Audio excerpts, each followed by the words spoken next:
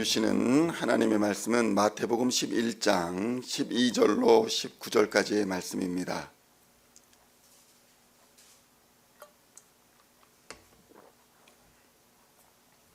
마태복음 11장 12절로 19절까지의 말씀 찾으셨으면 함께 한 목소리로 봉독하도록 하겠습니다. 세례 요한의 때부터 지금까지 천국은 침노를 당하나니 침노하는 자는 빼앗느니라. 모든 선지자와 율법이 예언한 것은 요한까지니 만일 너희가 즐겨 받을진대 오리라 한 엘리야가 곧 이 사람이니라. 귀 있는 자는 들을지어다. 이 세대를 무엇으로 비유할까? 비유하건대 아이들이 장터에 앉아 제 동물을 불러 이르되 우리가 너희를 향하여 피리를 불어도 너희가 춤추지 않고 우리가 슬피 울어도 너희가 가슴을 치지 아니하였다 함과 같도다. 요한이 와서 먹지도 않고 마시지도 아니하며 그들이 말하기를 귀신이 들렸다 하더니 인자는 와서 먹고 마시며 말하기를 보라 먹기를 탐하고 포도주를 즐기는 사람이요 세리와 죄인의 친구로다 하니 지혜는 그 행한 일로 인하여 옳다함을 얻느니라. 아멘. 할렐루야. 오늘은 마태복음 11장 12절로 19절까지의 말씀을 본문으로 믿음의 세대가 되자라는 제목으로 은혜의 말씀을 함께 나누고자 합니다. 성도 여러분, 죄는 일종의 질병과 같습니다. 그런데 나을 수가 없는 치료가 되지 않는 불치병입니다. 이 병에 걸리면 반드시 죽습니다. 그런데 이 병은 모든 감각을 느끼지 못하게 하는 질병입니다. 일종의 문둥병과도 같습니다. 문둥병은 무엇입니까? 육체적인 감각을 사라지게 합니다. 그러나 죄는 영의 감각을 사라지게 하는 것입니다. 문둥병이 감각을 느끼지 못하여서 상처가 생기고 그곳에 염증이 생기고 적절한 때에 치료를 받지 못해서 썩어 들어감에도 알지 못하다가 결국에는 절단에 이르게 되는 것처럼 죄악도 마찬가지라는 것입니다. 우리의 영혼을 상처 입게 하고 염증이 생기게 하고 악화되어 영혼의 생명이 불꽃이 꺼져가고 있는데도 무감각하게 살아가다가 결국 죽음에 이르게 하는 것, 그것이 바로 죄악인 것입니다. 죄악에 물든 영혼의 모습은 문둥병에 걸린 사람의 모습보다 더욱 그 몰골이 비참하다는 것을 우리는 깨달아야 합니다. 내면의 아름다움, 영혼의 아름다움을 다 빼앗긴 흉측한 모습이 바로 죄인의 인생의 모습인 것입니다. 오늘 본문은 이런 인생의 상황을 적나라하게 묘사하고 있습니다. 이 세대, 죄인의 세대가 바로 피리를 불어도 춤추지 않고 애곡을 하여도 가슴을 치지 않는 무감정의 세대, 무신경의 세대, 무력함의 세대라고 말씀하고 있는 것입니다.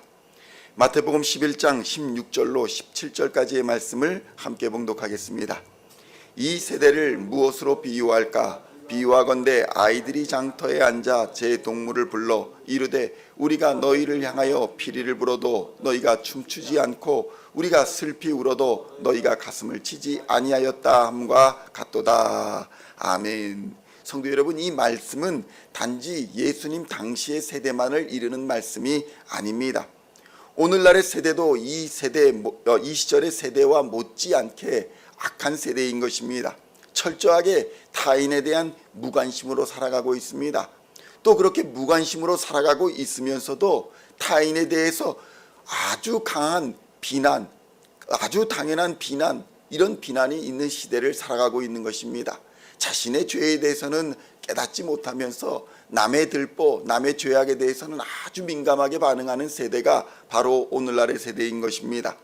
인터넷을 한번 보십시오. 그러면 온통 우리가 관심을 갖지 않아도 될, 관심을 갖지 말아야 할 것에 대한 이야기들이 가득한 것입니다. 알지 않아도 될 이야기들에 대해서 분노하고 저주의 이야기들로 가득합니다. 그 이야기들을 마음에 품고 있다가 그것을 그대로 교회로 가지고 와서 그 분노와 저주에 동참하는 경우가 얼마나 많은지 모릅니다. 그런 악순환이 계속 반복되어지고 있습니다. 그런데 사람의 본분이 무엇입니까? 사람이 알아야 할 것이 무엇입니까?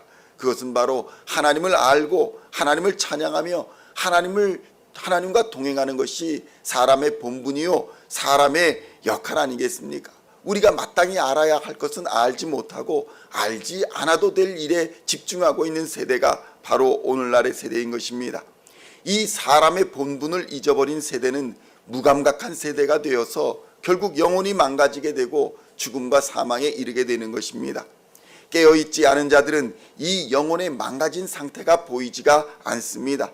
내 영혼은 건강하다, 나의 영혼은 멀쩡하다 이렇게 생각하지만 작은 틈 하나 때문에 무너지는 모습을 우리는 종종 보는 것입니다. 작은 죄악 하나라도 인생이 송두리째 무너질 수 있다는 사실을 우리는 깨달아야 합니다. 죄악의 본성은 어떻습니까? 죄악의 본성은 모든 것을 삐딱하게 받아들인다는 것입니다. 이것은 비판적인 시각을 말하는 것이 아닙니다. 그저 비판을 위한 비난을 하는 것이 문제라는 것입니다. 무슨 말을 들어도 삐딱하게 받아들이는 것입니다. 예수님은 이렇게 말씀하십니다. 세례 요한이 와서 아무것도 먹지 않으니까 야, 저 사람 귀신이 들렸다. 귀신이 들려서 아무것도 먹지 않아도 저렇게 사는구나. 이렇게 비난하다가 예수님이 오셔서 먹고 마시니 야, 저 사람은 죄인들과 먹고 죄인들과 탐하고 죄인들과 어울려 친구가 되는 사람이구나 라고 비난을 했다는 것입니다. 마태복음 11장 18절로 19절의 말씀을 함께 봉독하겠습니다. 요한이 와서 먹지도 않고 마시지도 아니하며 그들이 말하기를 귀신이 들렸다 하더니 인자는 와서 먹고 마시며 말하기를 보라 먹기를 탐하고 포도주를 즐기는 사람이요 세리와 죄인의 친구로다 하니 지혜는 그 행한 일로 인하여 옳다함을 얻느니라. 아멘. 성도 여러분, 우리는 엊그제 우리가 그 예배를 드리면서 일본에서 구원 역사가 일어난 정말 예수를 믿기로 다짐하고 세례를 받은 놀라운 은혜를 경험했습니다. 어떤 사람들은 이 이야기를 들으면서 하나님의 기적을 야, 놀랍다. 얼마나 하나님께서 그 가족을 사랑하셨는가. 얼마나 우리의 선교에 하나님이 열정을 가지고 임하시는가. 감동하는 사람이 있는가 하면 어떤 사람은 그 말을 들어도 동네에서 북을 치는지 피리를 부는지 아무런 감동이 없는 사람들도 있다는 것입니다. 성도 여러분, 죄인들의 특징이 무엇입니까? 바로 부정적이라는 것입니다. 그냥 부정적인 것이 아닙니다. 하나님의 말씀에 부정적인 것입니다. 동감하지를 못하는 것입니다. 하나님의 마음에 공감하지를 않는 것입니다. 성도 여러분, 하나님께서는 세례 요한의 방식으로 하나님의 말씀을 선포하셨습니다. 또 예수님의 방식, 예수님처럼 말씀이 육신이 되어 오심으로 예수님의 방식으로 말씀을 선포하시기도 했습니다. 그런데 성도 여러분, 죄인들은 어떻습니까? 요한의 방식이든 엘리야의 방식이든 예수님의 방식이든 어떤 방식이든 거부합니다. 전도와 선교가 어려운 이유가 바로 여기에 있습니다. 죄인들은 성령이 역사하시지 아니하시면 이런저런 핑계를 대고 요리조리 빠져나가는 것을 마치 자신들이 지혜로워서 지식이 있어서 요렇게 저렇게 빠져나간다 착각하는 것입니다. 죄의 본성이 지배하여 하나님을 찾지도 않고 의지하지도 않고 있다는 사실을 애써 무시하고 살아가는 것입니다. 그런 사람들은 하나님의 기적을 보고 하나님을 경험하게 될지라도 그것이 신기한 이야기는 될 수 있어도 자신의 이야기로 만들지는 못하는 것입니다. 겉으로는 젠틀해 보이고 겉으로는 아름답게 꾸민 모습으로 보일지 모르나 속 사람은 부패하여 썩고 악취가 나고 있는 것을 애써 감추고 살아가고 있는 인생이 바로 죄인의 인생임을 예수님은 지적하고 계시는 것입니다. 귀가 있다면 마땅히 들릴 것입니다. 그러나 문둥병과 같이 이미 죄악의 질병으로 인해서 영혼의 귀가 떨어져 나간 세대는 듣지도 못합니다. 성도 여러분, 그리스도인이 된다는 것은 엄청난 은혜입니다.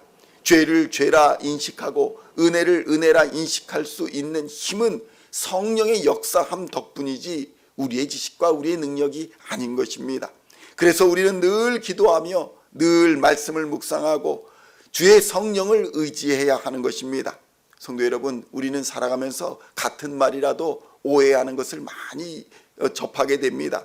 은혜가 없으면 오해하게 됩니다. 좋은 소리로 말하여도 고깝게 듣고 칭찬으로 말해도 욕으로 듣습니다.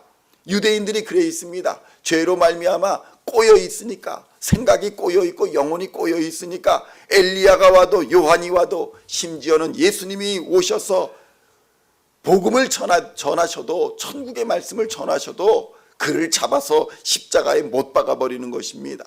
알아보지를 못하는 것입니다. 그저 악한 행동만 반복할 뿐인 것입니다. 그렇다면 성도 여러분, 오늘날 우리는 어떤 세대를 살아가고 있습니까? 어떤 믿음을 가지고 살아가고 있습니까? 성령이 역사하사 우리의 영이 회복되어야 할 줄로 믿습니다. 우리의 귀가 열리고 우리의 눈이 열리고 우리의 마음이 열리는 치유와 회복이 임해야 하나님의 음성이 들리게 되는 줄로 믿습니다. 그리하면 우리는 이 생에서 하나님이 주시는 은혜의 풍성함에 동참하게 될 것이고 마침내 영원한 생명에 동참하는 믿음의 세대가 되는 줄로 믿습니다. 오늘도 이러한 믿음의 세대로 회복되어 하나님의 은혜의 날에 동참하시는 시온의 모든 성도님들 다 되시기를 우리 주 예수님의 이름으로 간절히 축원드립니다. 기도하시겠습니다. 하나님 아버지 감사합니다. 주의 은혜의 손으로 우리를 회복시켜 주시옵소서. 우리의 상처난 영혼을 주여 회복시켜 주시옵소서. 죄악에 물든 영혼을 우리의 영혼을 회복시켜 주시옵소서. 그래서 우리의 귀를 열어주시고 우리의 눈을 열어주시고 우리의 마음을 열어주시사 하나님을 보게 하시고 하나님의 놀라운 능력의 손길을 보게 하여 주시옵소서. 우리에게 치유와 회복이 임하게 하여 주시옵소서. 그리하여 하나님이 주시는 은혜의 풍성함에 동참하는 세대가 될 수 있도록 주님 역사하여 주시옵소서. 악한 행동만 반복하는 죄악에 물든 우리의 영혼을 주의 손으로 만져주시사 치유하여 주시고 회복시켜 주셔 하나님의 자녀로 삼아 주시옵소서. 믿음의 세대로 하나님께서 힘주시고 능력 주시어서 이 세상을 넉넉히 이기게 하여 주시며 주께서 맡기신 사명 감당하는 사명자로 살아갈 수 있도록 주여 오늘도 능력 부어 주시옵소서. 오늘도 힘을 주시옵소서. 오늘도 성령으로 인도하여 주시옵소서. 믿음으로 살아갈 때에 하나님께서 우리를 빛과 소금의 삶으로 역사하여 주시고 그렇게 살아감으로 말미암아 주님 다시 오시는 그날에 잘했다 충성된 종아 칭찬받는 우리 시온의 모든 성도들 다 되게 하여 주실 줄로 믿으며 우리를 구원하신 우리 주 예수 그리스도의 이름으로 간절히 기도하옵나이다. 아멘.